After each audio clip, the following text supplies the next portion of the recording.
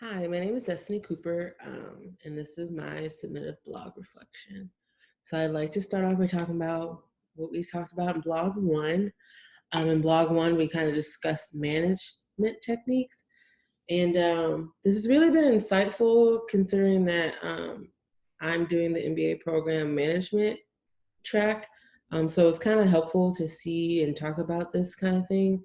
Um, and I found that I've noticed that I'm more of a person who likes to be managed by someone who's inclusive and um, more collaborative type of management techniques.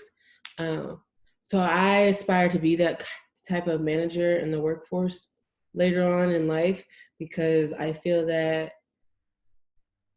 this technique is a lot more efficient and you get a lot more out of people when when you have more of a collaborative mindset than a um, I'm the boss and you're my subordinates kind of mindset. I feel like that doesn't really get much done, um, especially in the area that I want to take my degree into, which is within the sports realm. And I feel like in the sports realm, everybody kind of needs to be collaborative in order to work out very well and get things done. Um, and then in blog two, uh, it was that personality trait test that we did. I've taken one before, but this one was a little different. And the one thing that kind of stuck out to me was the open-mindedness and how it said that I don't typically seek out new experiences, which is very true. Majority of my life, that is not something that I did. Excuse me, sorry. It's not something that I'm comfortable with, but I've learned over the past year or so to try to be more comfortable with that. And I feel like in order to get to a place that I want to get professionally and be a good manager in a management position, I'm going to need to have that skill. I'm going to need to better that skill of being open-minded and being able to experience new things and or just not be afraid of change and of things happening that I don't expect. And I have to have an open mind to that and to be able to maneuver through those changes and those experiences without feeling like this is too much. So I think learning about that and learning that it's going to kind of help me in the future to be a better manager, especially the kind that I want to be, which is a collaborative manager. So I'm going to need to be open-minded to new experiences and people and other people's opinions anyway. So that's something that I'm definitely trying to work on. And I'm glad that I saw that that's not me, so that I know now, okay, you need to work on this so that you can be a better manager. And in week three, we talked about experiences of motivation techniques. Um, and my experiences at the hospital and excuse me, implementing motivational techniques was very eye-opening because as a child, there was only one motivational technique in my household, and that was just punishment. There was no positive reinforcement, negative reinforcement versus punishment or anything like that. There wasn't a little bit of each when it came to needing to get consequences or to be motivated to do better, to be motivated to continue to do well. So it was really nice to see uh, those different motivation techniques when I worked in the hospital, because I feel like this will also help me as a manager and to be a better manager, because you need to know what motivates each of your workers. Not everybody's motivated the same. So to be able to see that, to notice that, and to work off of that, and to be able to figure out ways to motivate each and every one of your workers so that you end up with the best results, which is the end goal, is to do better for either your company or your group or whatever it is for that project. Whatever it is, the object is to do well with that, and you can only do well with that if people are motivated to do well with that. And in order to motivate people, I need to know what kind of motivation motivates them, if that makes sense. So it was really nice to kind of dig deep into that in the reading, and see how important that was. And thinking back to my days at Nationwide, I kind of in hindsight see the importance of knowing how each person is motivated in order to get what you need from them. Yeah, so and then for block 4, nonverbal cues. This is I studied psychology in undergrad, so I know a little bit about the nonverbal cues and how significant they are. And I see this every day, all the time, in work, at work, not at work, with groups of people, with just two people. Nonverbal cues are very, very important. And to me, they're more important than actually what you say. And I feel like everybody feels that way because people, the saying goes, it's not what you said, it's how you said it.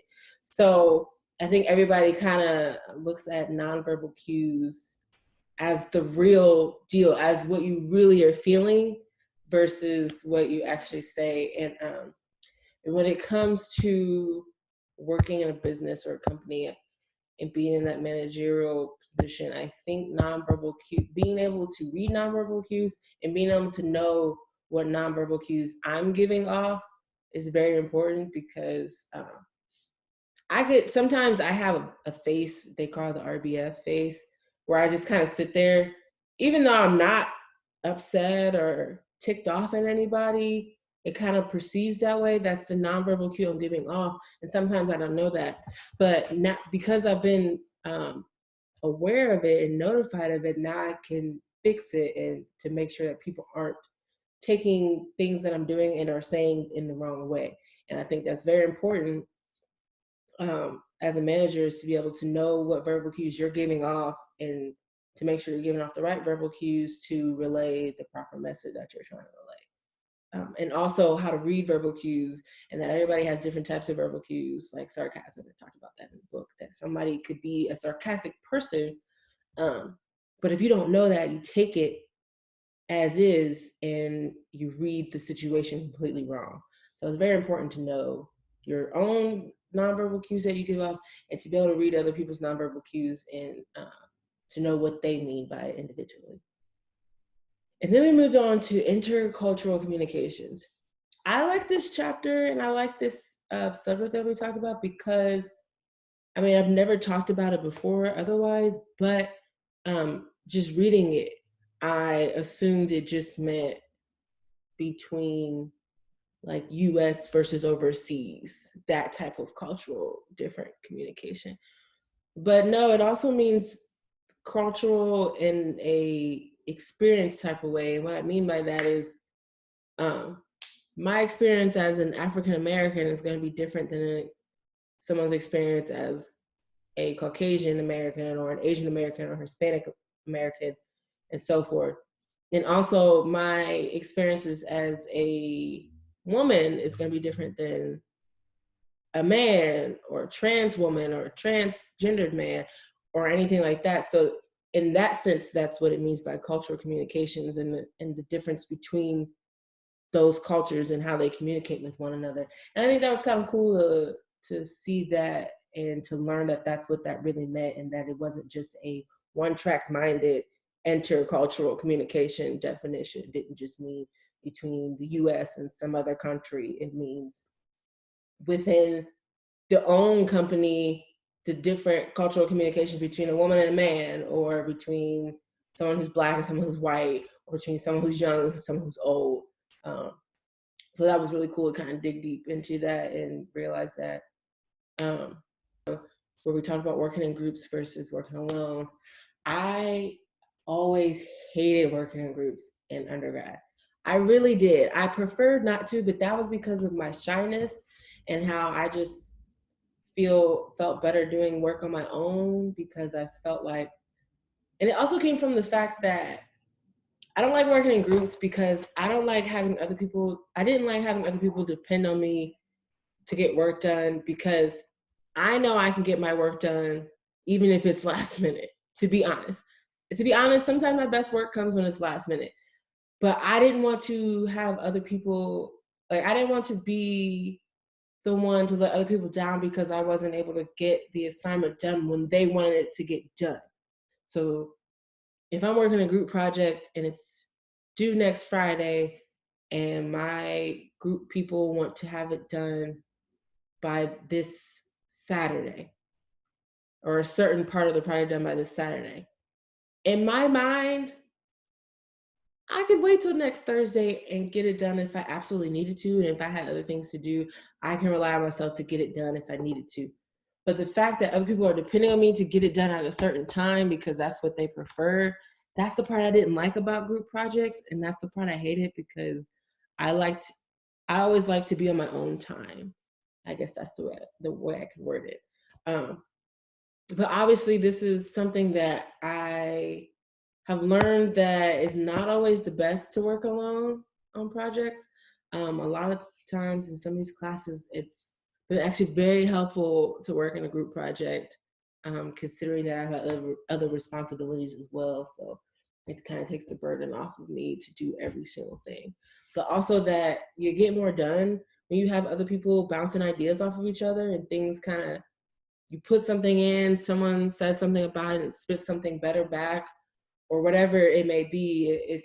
It's a very good collaborative way to work together. And being in the field that I'm trying to get into, and wanting to be that collaborative man, have that collaborative management technique and that style, working in a group is very efficient for me to learn, and very a lot more effective than working alone. And that's something that I've realized throughout this class, because in order to be where I want to be and to be the type of manager I want to be, I gotta be able to work in groups. I gotta be able to work in groups. I gotta be able to trust my group, um, and to be more collaborative with them. So yeah, this class, I really enjoyed this class, because this class kind of mixed business with psychology, and I love psychology. Like I said, that's what I majored in my undergrad.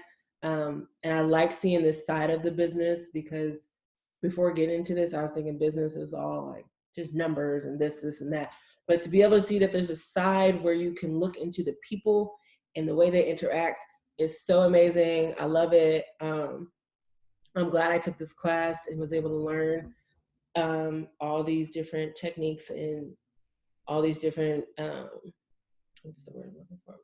Models and theories into how the workplace can incorporate into the psychological things in life. It's really cool. I enjoyed it. Thank you so much for the chance to be in this class, and for all the good lessons that we were able to learn.